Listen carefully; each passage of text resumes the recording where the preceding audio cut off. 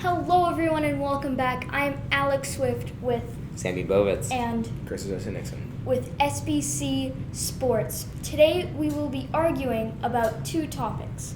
We're going to start off with Clippers or Nets. Who is better? Well, I personally believe in, biases aside, that it's the Brooklyn Nets. When you think about it at the end of the day, Kyrie Irving and Kevin Durant are simply the better pairing than Kawhi Leonard and Paul George. And you may argue that Leonard and George have more talent or they're more versatile or whatever. But I just think that Kyrie Irving and Kevin Durant will work better on a basketball court. Kyrie Irving, sure, is a shooter, but he can also dribble and pass very, very well. And he can set up buckets for Kevin Durant from three, from mid-range, because Kevin Durant can shoot from nearly everywhere on the floor. Kevin Durant is very, very versatile forward that can play like a center or a guard or a forward or all three. He is a point forward, but Kyrie Irving is a true point guard, and he can help set up buckets for Kevin Durant. Not only that, their young core, including Karis LeVert and Jared Allen, are just going to keep developing. And with shooters surrounding, and with Joe Harris surrounding them with shooting, and Spencer Dinwiddie and Rodion's crew coming off the bench, this Nets team is going to be a force to be reckoned with once KD comes back, and even before then. Chris? So, despite my Lakers jersey, I'm actually a Warriors fan, and I think the Clippers are the better team than the Nets. And let me break it down for you. Number one, let's look at how good they were last year. The Clippers were an 8 seed that took that Warriors team with Kevin Durant playing out of his mind the whole series, took that team to 6 games. And now I was watching that series. The Warriors blew a 31-point lead, and I think it was game 2. And that was mainly because of 2 guys, Lou Will and Montrezl Harrell. Those 2 guys came off the bench for the Clippers last year. Now, what the Clippers do is they trade Shai Gilgeous-Alexander and Dino Gallinari to the Thunder in exchange for Paul George, and then pick up. And let's remember that they also traded a lot of picks. That's true. But I'm just for this roster that they have right now. Right. They essentially just lost 2 players in exchange for Paul George and Kawhi Leonard. And then obviously the picks, which will definitely come into effect later on. But when you look at the roster now, they got so much better from a team that was already really, really good.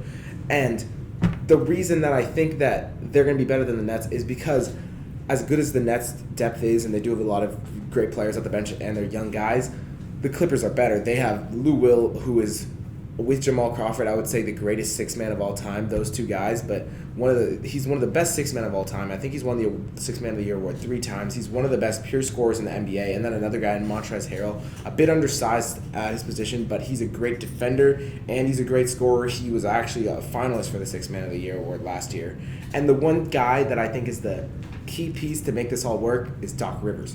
Because I think that with Doc Rivers, he's one of the best coaches in the NBA. He's going to be the one that's going to put everything together and be able to figure out how to use Paul George and Kawhi Leonard on the same team, because we know they play the same position essentially, but with Paul George or Kawhi, whichever one playing the 2 guard, he'll be the one that's going to put those pieces all together and create one of the best teams in the NBA, actually the best team in the NBA, because of how great they are defensively with Patrick Beverley and the 2 stars, and then the offense is going to be out of this world. I want to say 2 things about the Nets. First of all, the Nets, keep in mind, were a 6 seed last year, and they did lose 4-1 to the Sixers, but that series was a lot closer than that final series score suggests. They were very, very good against a very tough Sixers team. Additionally, the East got much worse. I actually have 3 things to say, but the East got much worse. The Raptors are no longer a contender. The Pacers still have Oladipo hurt, and I know the Heat added Jimmy Butler, but they're still not that good. So the thing behind Milwaukee, Boston, and Philly, the Nets, even without KD, are probably the number 4 team in the East.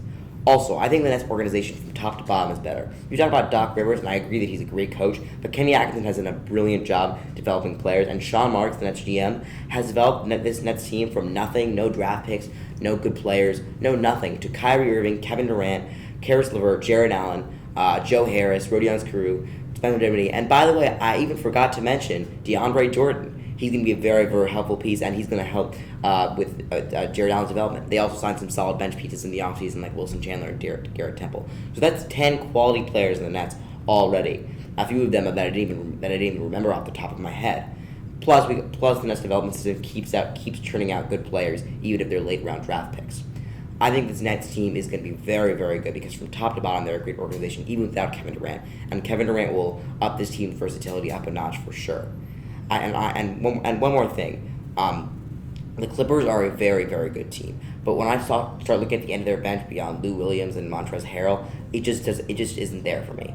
I don't see this team having enough versatility on the bench to compete with this Clippers team beyond Lou Williams and Montrezl Harrell. Because I know they have the best bench duo in the league, but beyond that, I just don't see how this team works. And the Clippers do not have a lot of cap space and not a lot of draft capital, so they don't have a lot to work with. And remember, Kawhi Leonard and Paul George both have 2 years left in their deals. Kawhi Leonard has a player option before the 3rd year of his deal. So if Kawhi Leonard and Paul George both decide that this whole Clippers thing isn't going to work out, they can up and leave, because there are a lot of people that want Kawhi Leonard and Paul George's services. On the other hand, Kevin Durant and Kyrie Irving are both under contract for at least 3 years, if not 4.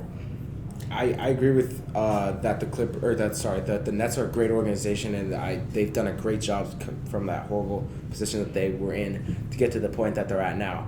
But if you look at the teams, and let's pretend that this is the 2020-2021 season with Kevin Durant healthy and that full Nets roster, I'm taking the Clippers roster over that roster any day, because I see that with Doc Rivers and that fit that they have. I know that I'm not going to lie, I'm not 100% familiar with the entire Clippers roster, but off their bench I know they have another guy in Landry Shamet that played really well against the Warriors. I didn't even mention Taurean Prince. He's a great shooter, and they have a lot of depth. I don't remember specific names, but I know they have depth on that roster from that Warriors series that I watched.